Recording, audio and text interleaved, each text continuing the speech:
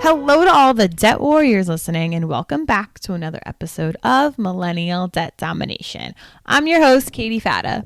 March is Women's History Month, and this month I'm excited to highlight the history of women in finance. Women used to have to solely rely on their husband's income.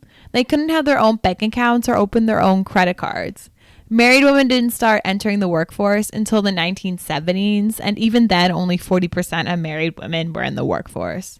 How could a woman manage their own finances if they didn't have any? Today, I'll be discussing the advancement of women in finance with the founder of Clever Girl Finance, Bola. Bola is a certified financial education instructor and money expert. She created Clever Girl Finance to provide women with financial education that makes sense, the knowledge they need to take control of their finances, and the power to make informed financial decisions for their current and future selves. Bola and I will be discussing women in the workforce and the advancement of women in the workforce, combining finances with your partner, the importance of having your own retirement savings, and much more. Now, let's get to my interview with Bola.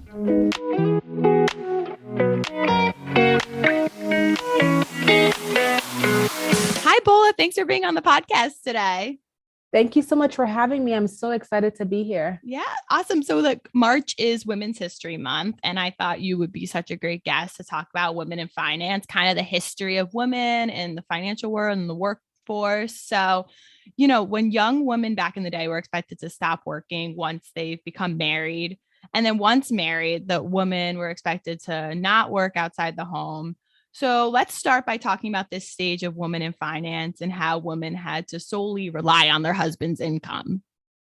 Yeah, so this is a stage that I personally grew up observing. This is something that was very dominant in my mother's generation, where there was the expectation of the woman to get married and then manage her household and raise her kids.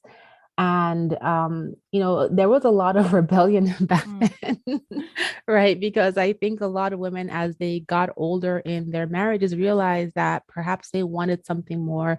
Perhaps they wanted to contribute to their household finances, especially when they faced a economic or, financial downturn in their home. So there has been quite a transition since then. I mean, my grandmother worked, but she worked as a trader because she had to. She traded small goods because of the economic downturn that impacted her family personally, where there was just not enough money to go around. And so she was a victim of, or she fell victim to that circumstance of having to work because she absolutely had to, and not because it was something that was already defined as a woman's place that, you go out and you work.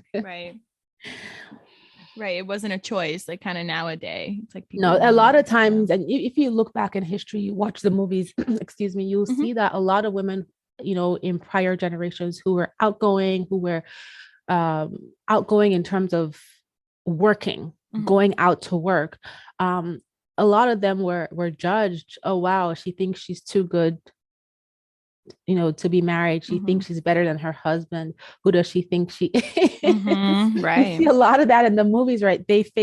Women like that faced a lot of just judgment and shaming, even though they were successful. That's why she doesn't have kids. Right. That's why she's not married, because she's so focused on working. She's so focused on this. Right.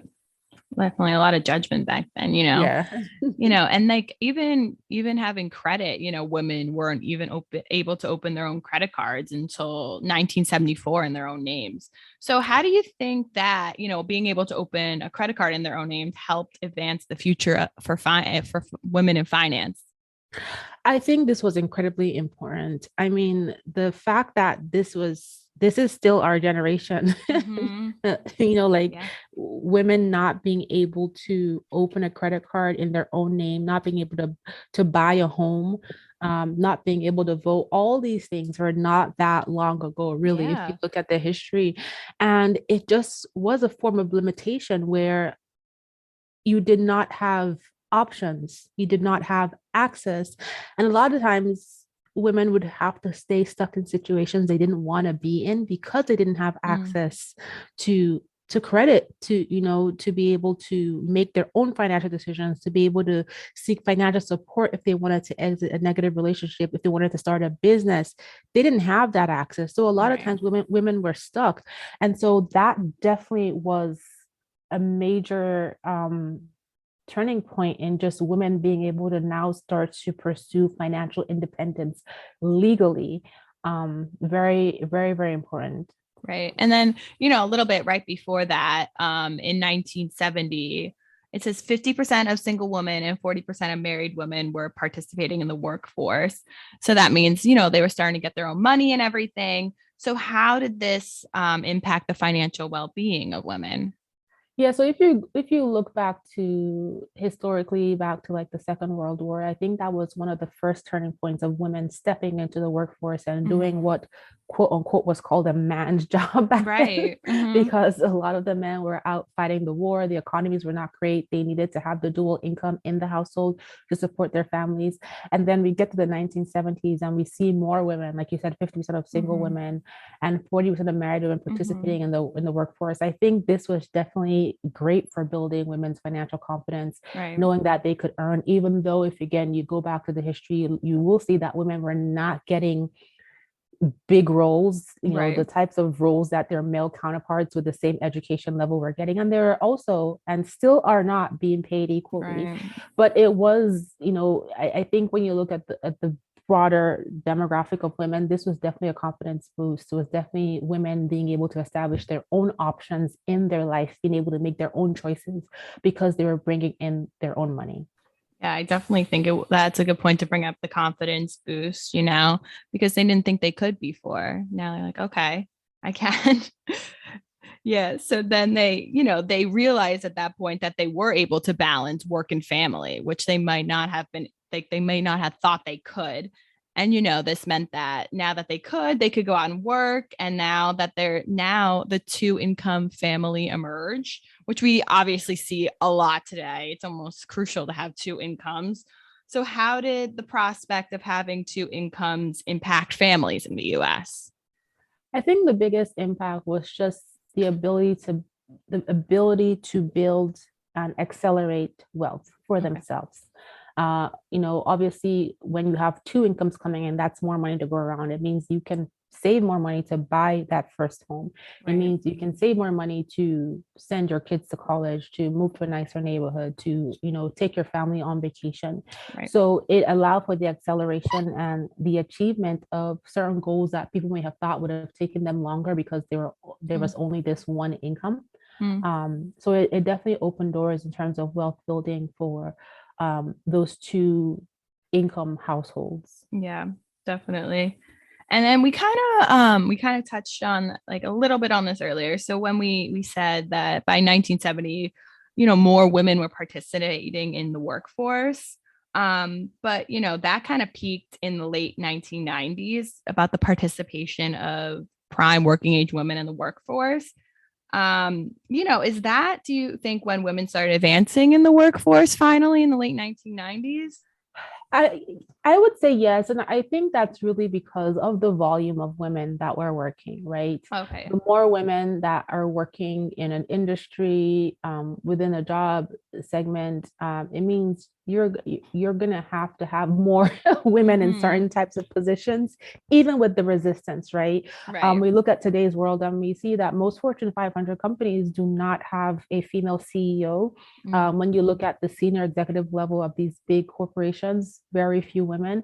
But with volume, it's almost not, it's almost like there isn't a choice but to have women in those roles. And so it definitely was the era of advancement in the workforce, even though the advancement was not equally ranked with the skill and qualifications of these women, because they could certainly serve as senior executives, certainly serve as CEOs, certainly serve as high ranking officials in companies, but they were not being given the opportunity despite this advancement. Yeah. And, kind of at the same time as this, women were advancing in the workforce. The divorce rate also peaked, by the mid 1990s. 38% of couples divorced before their 20th anniversary. So do you believe that the divorce rate increased because of women advancing in the workforce, because they were now able to be financially stable on their own? And I know we kind of mentioned earlier that women felt stuck because they weren't able to work. Now, do you think now this was a time where they're like, oh, I can make my own money, I don't need to rely on my husband? I think divorces, well, we all know that money is one of the major reasons why people get divorced, right? But Right. I think seeing the divorce rate increase, my idea would have been that, especially looking back at my mom's generation, where my mom would I would be in the corner of our living room, listen to my mom console her friends who could not leave an abusive relationship Mm, because they had no money. So I feel like in that era, with the divorces rising and women having more of a stage in the workforce, went hand in hand, because women who were in abusive relationships, who felt like maybe they were not with the right person, who felt that maybe they wanted to have better options for themselves, for their children, now had the financial means to do so and to right. leave. And there could also be, on the flip side, not just women having options to leave bad relationships, but conflict about money, right? There, I've heard of many instances of intimidation when a man sees that his wife is making money, especially back then, especially given that a lot of men were raised to be the home, to be the caretaker, take care of their family. And many men did not want to feel like they couldn't care for their families, and their wives had to go out to work. I remember watching a movie. I don't know what movie it was, but it was set back a few decades ago, and it was a bunch of guys at a bar, and they were making fun of another man for not being able to care for his family because his wife was out working. Mm-hmm. So there could have been, again, that resentment, intimidation on the partner side, seeing his wife going out to work, which could have led to other conflicts, right? A lot of times money is not the sole cause Okay. of the reason for divorce, Mm-hmm. but it can amplify other Right. causes. So I think it's multifaceted, but I think primarily, women now had options. They were making their money, and they were able to leave situations that they felt were not serving them if they were the ones that chose to file the divorce. Yeah. And like we are saying, even back then, they couldn't even have a credit card in their name. So now they can, Exactly. they have more opportunities just in society, in the world, to be their own person. Exactly. So they could, be on their own. So yeah, that's such a good point. So kind of going back to women in the workforce. So when it comes to, the financial world, the financial services, only 86 women are promoted to manager for every 100 men. Obviously, there's a gender gap between men and women in the workforce. So do you think that the gender gap in finance is a challenge, an opportunity, or both for women? It certainly is a challenge, first and Right. foremost, right? Mm-hmm. For women who are just as qualified, not earning as much as their male counterparts, especially given the fact that women live on average longer than men and need more money to support themselves in Uh-huh. retirement.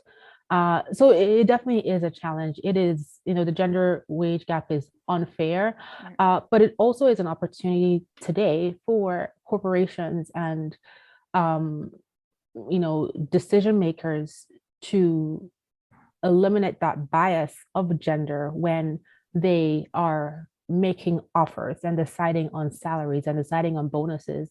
And a lot of companies will say that, there is no gender bias, but it does exist, because statistics show that even today, women are paid on average 20% less. You break it down by demographic, Latinas, Black women, Native American women, the numbers are much worse. So Mm-hmm. I think just putting structures in place that help to eliminate that gender bias and pay people by skill and by qualification, regardless of their agenda, is an opportunity for big corporations, for the government, even to step in to establish policy around Mm-hmm. unfair pay between genders.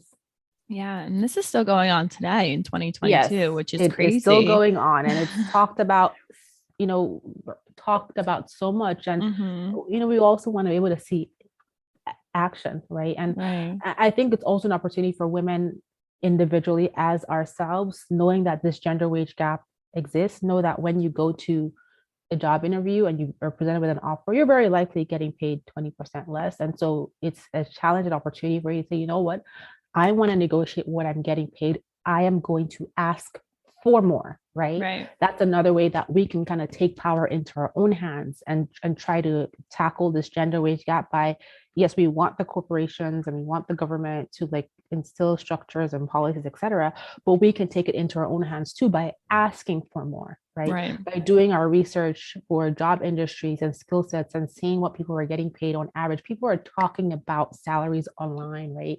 Glassdoor is a perfect example. Do Right. research and then know your worth and then ask for your worth. Right.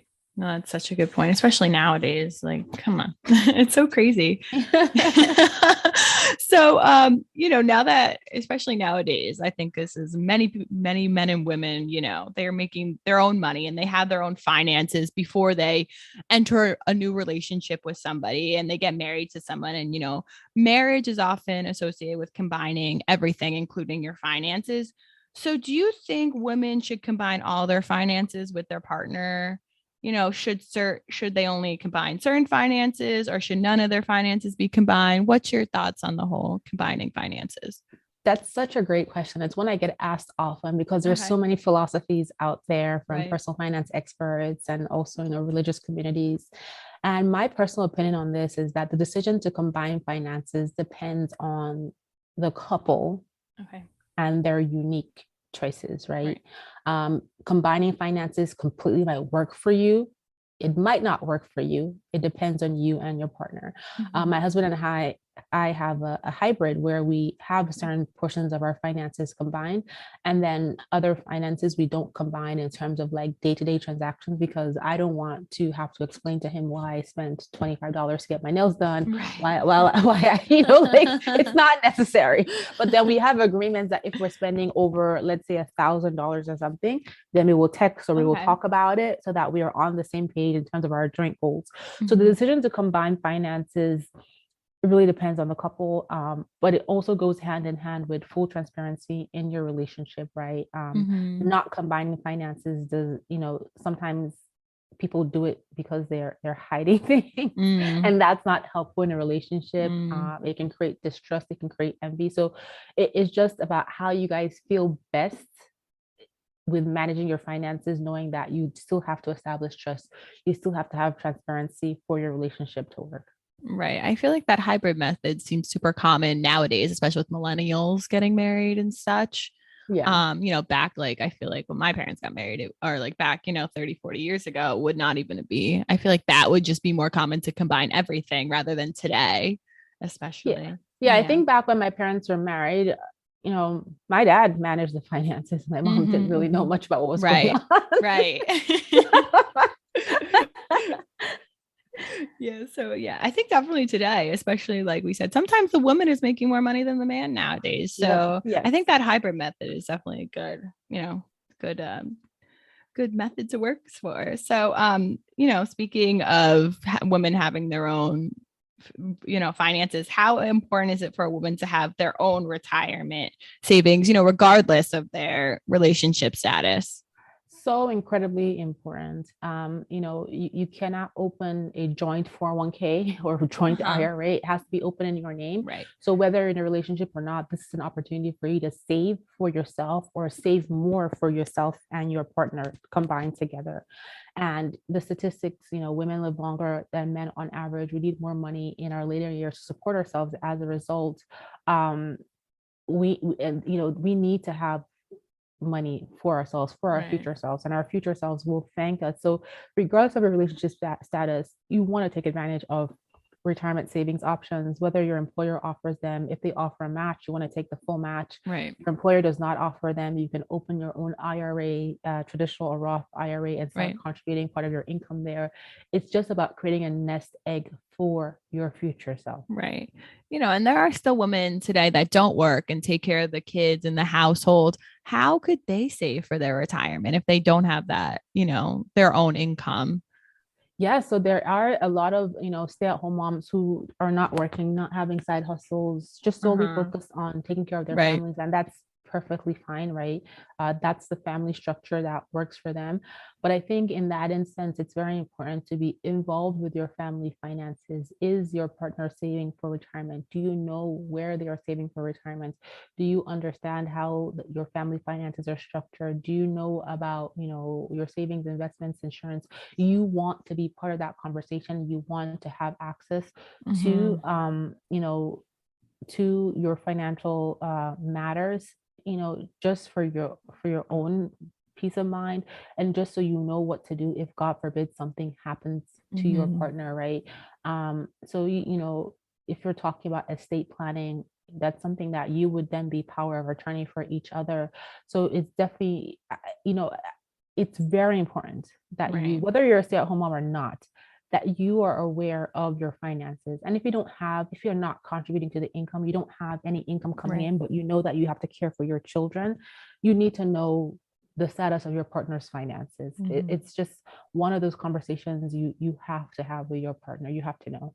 Right. Because you don't have that option to have your own 401k. So you definitely need to be in the know, because retirement is so important. I think sometimes people think about it too late in life. So definitely be in the Exactly. And know. just going back to your point of, we talk about women being able to open their own credit card in 1974, but, and before that, not having access. Well, for a stay-at-home mother who does not have an income coming in, it's quite similar in the sense that she's not going to be able to qualify for a loan. Right. Because she cannot prove a source of income, right? Right. So that's why it's really important to be involved in your family finances so that you know where things are, you know what's happening in terms of investment, savings, paying off debt.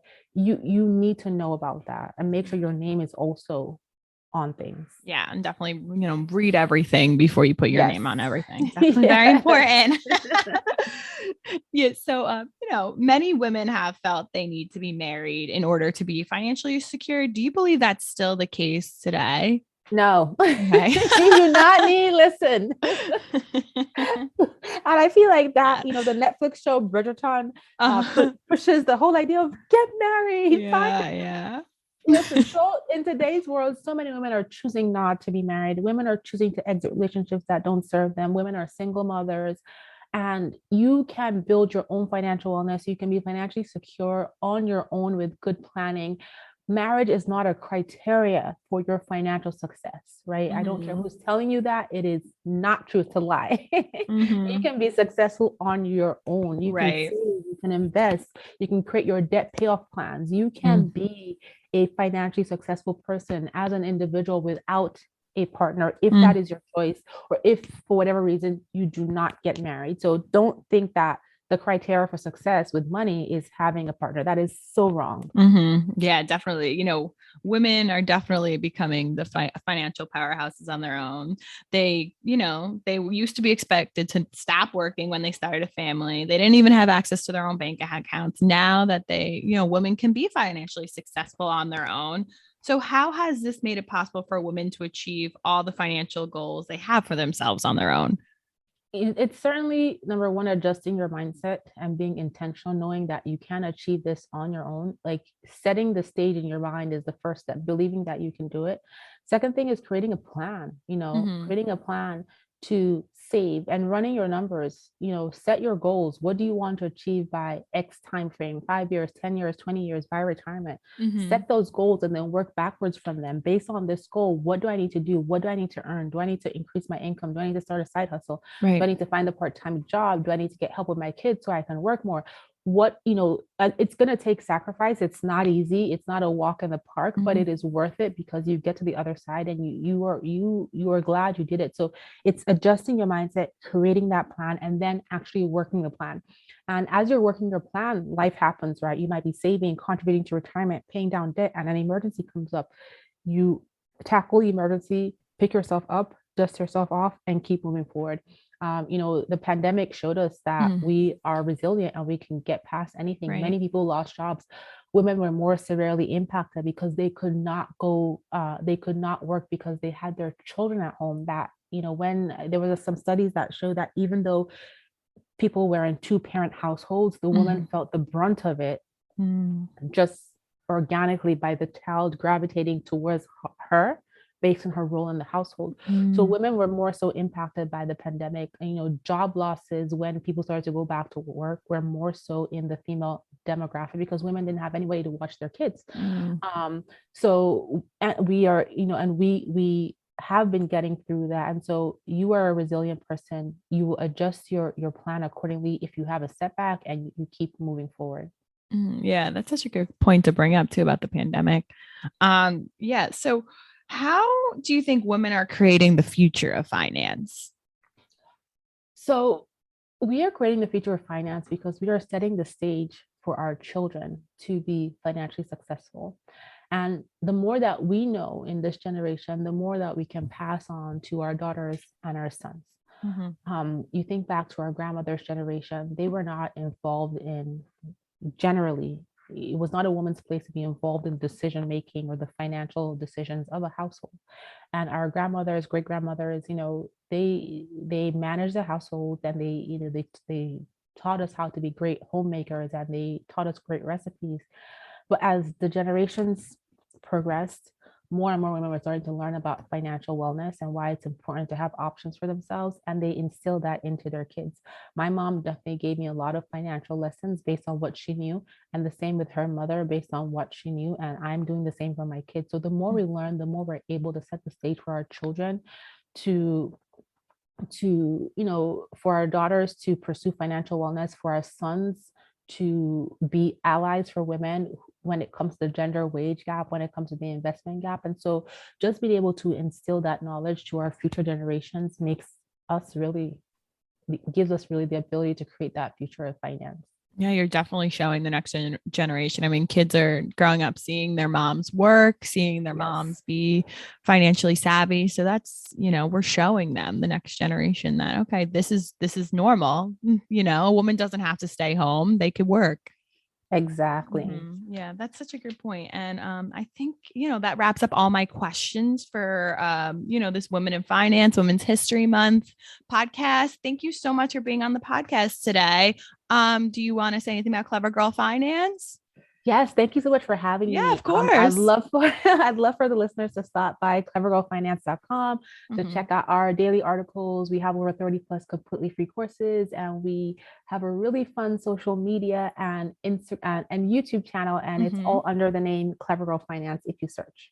Yeah, definitely. And I will put those direct links right into the description of this podcast so everybody can get it there and reach out to you if they have any more questions or anything of that nature.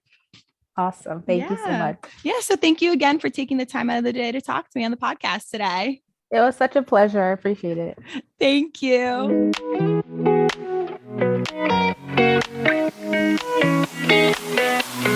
It's so important to highlight women in finance, and Women's History Month is the perfect time to do so. Bola is extremely knowledgeable about the financial world, and she always wants to look out for a woman's best interests. The progression of women being forced to stop working once they were married to where we are today is a huge advancement. Women have only been able to have their own credit cards for less than 50 years, which isn't that long. They weren't able to apply for loans without credit, which means it was harder for them to make their own large purchases, such as buying a home or even a car in their own name. That's why women felt they needed to get married in order to be financially stable. Once married women started working, they were able to have their own sense of financial independence. Having a dual income provided women and their families to have more flexibility with their finances. Regardless of your relationship status, it's important to have your own savings, especially your retirement savings. As Bola mentioned, you can't open a joint retirement savings. You have to do so in your own name. Whether you invest in your company's 401k, or open an IRA or a Roth IRA, it's necessary to be saving for your retirement. The future for women in finance is bright. I think it's important to note Bola's advice on teaching your children about finance. By doing this, you're helping them create a successful financial future. Show your daughters they can work and have their own finances, and that it's totally possible to be a strong, financially independent woman. And with that being said, that wraps up another episode of Millennial Debt Domination. Don't forget to subscribe to the podcast wherever you're listening. And if you're listening on Spotify or Apple Podcasts, please rate us there. I'll talk to you next time, millennials, Gen Zers, and everyone else listening. Bye.